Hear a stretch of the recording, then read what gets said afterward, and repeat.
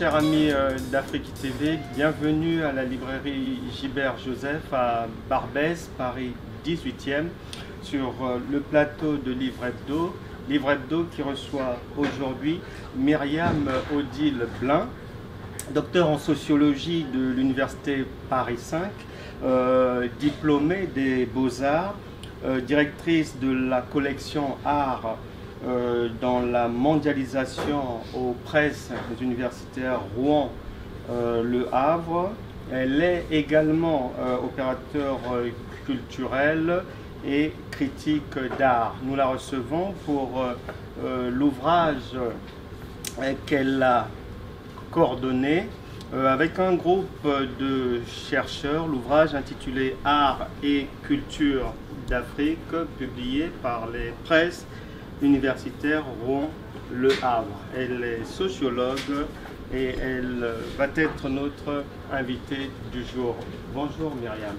Bonjour Franck. Tu peux approcher, s'il te plaît, encore un peu. Alors, je viens de présenter Art et culture d'Afrique, ainsi que toi-même aussi. Au jour d'aujourd'hui, comment se porte l'art en général et l'art africain en particulier sur lequel porte ton attention?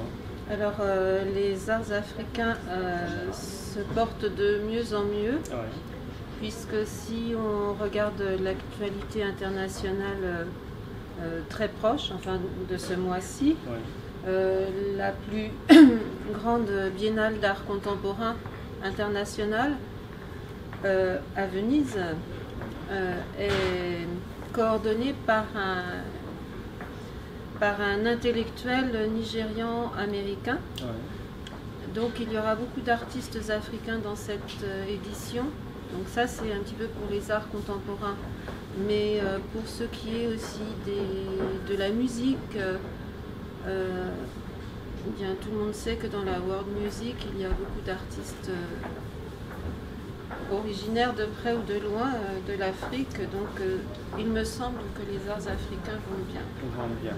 Alors, pourquoi avoir fait le choix de faire des recherches sur l'art africain et particulièrement l'art ouest-africain?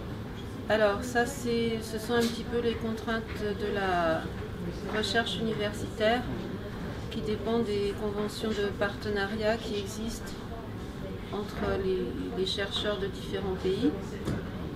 Et puis aussi parce que en Afrique de l'Ouest, pas seulement en Afrique, mais en Afrique de l'Ouest, il y a un fort dynamisme culturel, initié entre autres par Léopold Sédar Senghor, et repris par ses successeurs, et puis bien entendu par les artistes d'Afrique de l'Ouest en général, mais la culture mandingue, etc. Enfin, il y a beaucoup de choses à dire aussi sur les musiques noires. D'accord, on va avancer un peu. Oui. Et nous vivons une époque dite de la mondialisation. Oui. Alors, comment se comporte l'art africain face à cette mondialisation, face à la modernité, on va dire? Alors, c'est un petit peu à double tranchant la mondialisation, parce qu'en théorie, ça exclut les plus faibles, et dans la pratique, ce n'est pas si vrai que ça.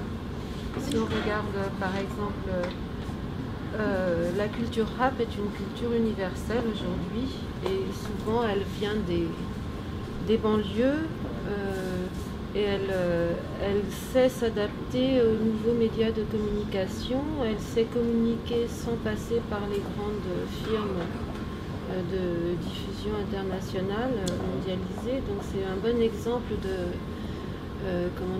d'une mondialisation par le talent, je dirais, et non pas par l'économie. Alors, c'est sûr que tu apprécies beaucoup d'œuvres d'art et que tu es souvent en Afrique où tu fais tes recherches. Dans ce que tu vois, quels sont les artistes qui, au jour d'aujourd'hui, font du beau travail qui attire l'attention des critiques? Puis-je faire une réponse un peu féminine? Allons-y. Alors, Oumoussi, qui Oui. est une créatrice de mode sénégalaise, On va avancer un peu. et, comment dire, a été la première au Sénégal à faire de la haute couture, du stylisme. Oumoussi. Oumoussi, oui. D'accord. C'est une très grande dame qui a fait école, puisque aujourd'hui il y a beaucoup de stylistes africains, pas seulement au Sénégal. Donc ils se sont emparés de ce monde de la haute couture, qui est un monde international lui aussi, et qui occupe les premières places, je dirais, dans ce monde-là. Enfin, d'une certaine façon, oui. Tout dépend d'où on regarde les choses, mais cette femme a été beaucoup invitée en Europe pour la qualité de sa création. Et hormis Oumoussi, Alors, les talents oui. du moment. Felwine Sarr, grand écrivain, également économiste et musicien, encore sénégalais. Bon, on va changer de pays peut-être. Non, mais le Sénégal, et si le Sénégal est Oui. pétri de talent, on ne va pas s'empêcher Non, mais d'en pour la parler. littérature, c'est vrai que je serais d'accord aussi avec notre collègue écrivain qui se cache derrière nous là. Donc Aminata Sofal est une écrivain de grand talent. Donc les femmes africaines sont souvent dans la littérature, d'ailleurs c'est intéressant, dans beaucoup de pays, pas seulement au Sénégal, parce que la littérature ça convient bien aux traditions orales aussi. D'accord.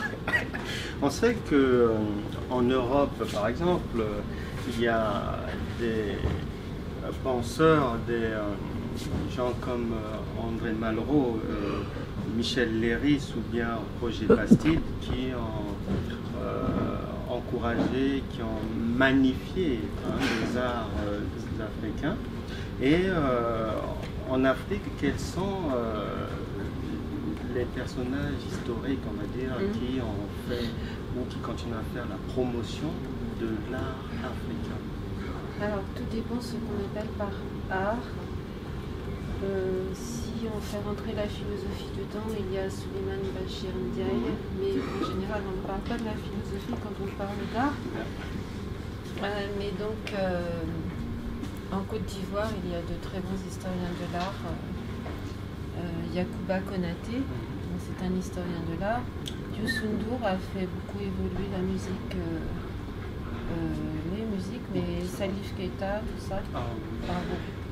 La question c'était quoi? Le Mali Seki ont encouragé, promu ces arts. Oui, mais alors, vous parliez d'André Malraux et de Bastide. Il y a Michel Léris en France qui s'est opposé à son époque au courant dominant de l'anthropologie pour justement dénoncer une ethnologie colonialiste. Donc c'est une œuvre remarquable, mais on peut parler de Cheikh Anta Diop aussi qui a révélé une histoire africaine qui n'était pas connue des scientifiques ni du grand public, donc qui a donné ses lettres de noblesse à l'art africain. Oui. Africain. Et au jour d'aujourd'hui, quels sont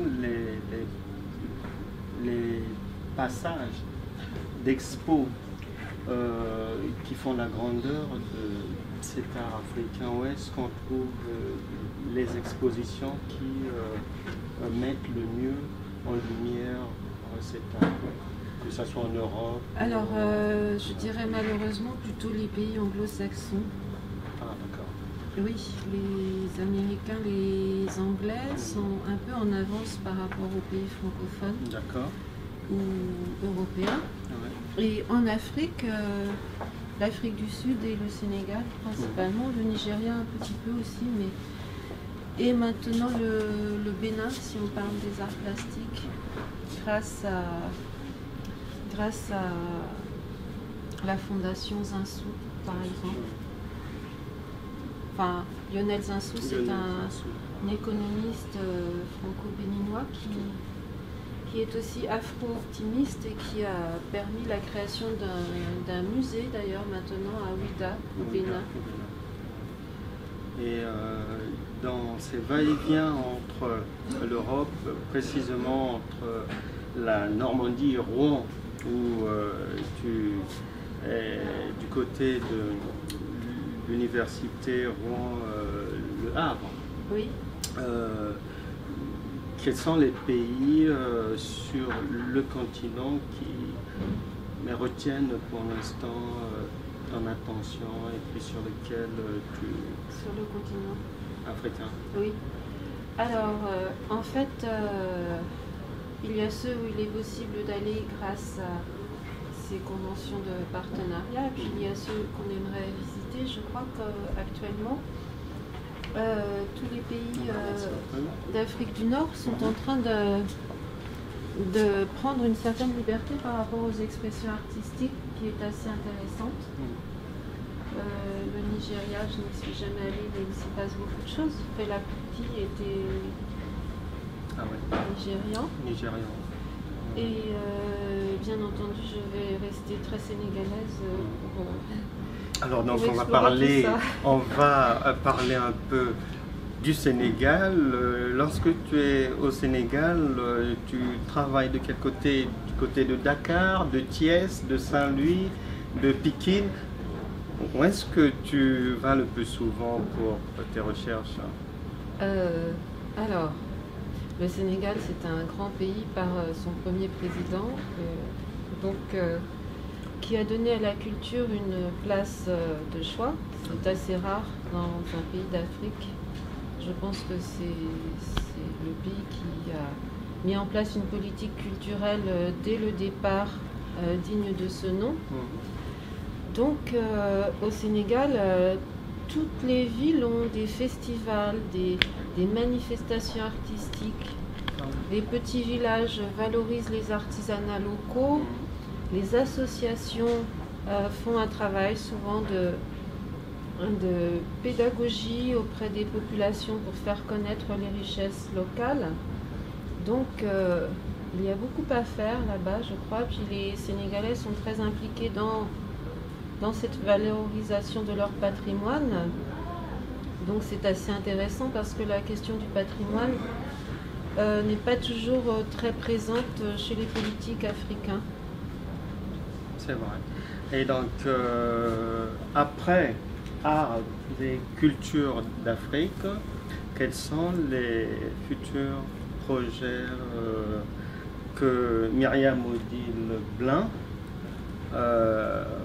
compte amener à maturité pour toujours mettre en lumière et faire découvrir l'art au plus grand public? Alors ça c'est intéressant, c'est vrai, parce que le grand public est souvent un petit peu séparé de l'actualité artistique, malheureusement. Donc ça passe malgré tout. Je ne sais pas si je répondrai à votre question, mais comme quand on est enseignant, on aime bien tout ce qui est travail de pédagogie, de proximité. Donc mes projets, ce serait d'enseigner dans un pays d'Afrique de l'Ouest. Oui. Et puis autrement d'écrire un ouvrage qui serait un journal de voyage dont le titre est L'Arbre du voyageur. Ah, bah tiens, donc nous aurons droit d'ici quelques temps à L'Arbre du voyageur, qui nous parlera de l'art dans sa globalité, puis en particulier l'art ouest-africain toujours. Oui. Oui, l'art ouest-africain, donc... et Afrique du Nord. Et Afrique du Nord, oui. Ok. D'accord, je rappelle que tu as dirigé la publication de cet ouvrage avec un certain nombre de chercheurs, à savoir Abdel Fattah Benchena, Babacar Mbaye Diop, Éloi Fiquet, Estelle Fosset, Alain Kiindou, Jacques Lénart, Dominique Malaquet, Betty Mercier-Lefebvre, Gérald Orange et Cédric Vincent. Bel ouvrage publié aux presses universitaires Rouen-Le Havre. Donc les gens peuvent se le procurer par le biais des presses universitaires. Il est disponible sur Amazon. D'accord. Et puis dans plusieurs librairies à Paris. D'accord. D'accord. Mais merci bien d'être venu nous parler du bel art et puis de l'ouvrage que tu as co-dirigé relatif à l'art en général et précisément à l'art ouest africain. Merci bien et puis très bientôt. Peut-être une salutation à des collègues, à des gens du côté de Dakar, la Médina peut-être. Oui, oui, volontiers. Allons-y. Donc encore Moussi, qui est une grande dame. Mhm. Et puis les collègues universitaires de l'université Cheikh Anta Diop de Dakar. Et puis aussi les collègues de l'université à Saint-Louis du Sénégal. Et puis à tous ces artistes qui nous font rêver. D'accord. Mais très bien. Très très bien. Merci et à très bientôt Myriam Odile.